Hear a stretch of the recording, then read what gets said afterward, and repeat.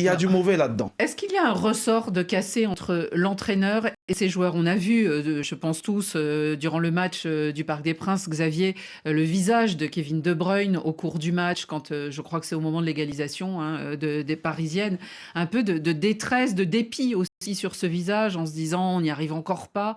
Est-ce que c'est un groupe où le discours entre l'entraîneur et les joueurs est usé? Je pense pas que ce soit ça.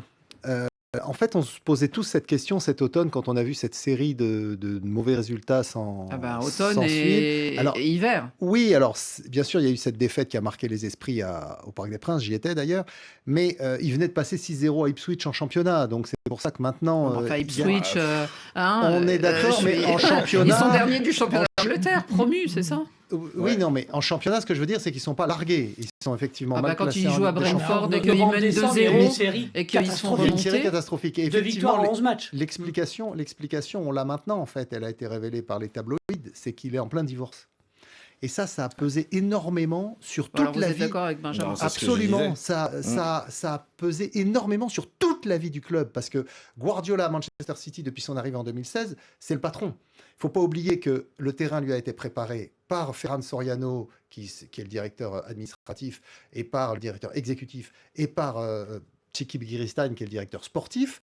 Donc ils lui ont fait venir les joueurs qu'il voulait, donc il a toutes les données pour gérer parfaitement ce groupe. Et il l'a fait avec cette série incroyable de titres privé d'un par Liverpool en 2020. Et donc le ressort est cassé bien entre c'est pas un l'entraîneur et les ressort. joueurs. Non, c'est que la tête est fragilisée par cette situation personnelle. Donc il est moins impliqué dans parce qu'il avait un peu l'esprit ailleurs, il a été moins impliqué dans la gestion du groupe et notamment dans le recrutement. Il faut savoir que cet été, Manchester City, contrairement aux habitudes où ils prenaient toujours 3-4 joueurs, là ils ont pris 2 joueurs, ils ont pris Savinho qui était déjà dans la Galaxy City Football Group puisqu'il était à Gérone et il avait été à 3 avant, et puis ils ont récupéré Ilkay Gundogan de 34 ans.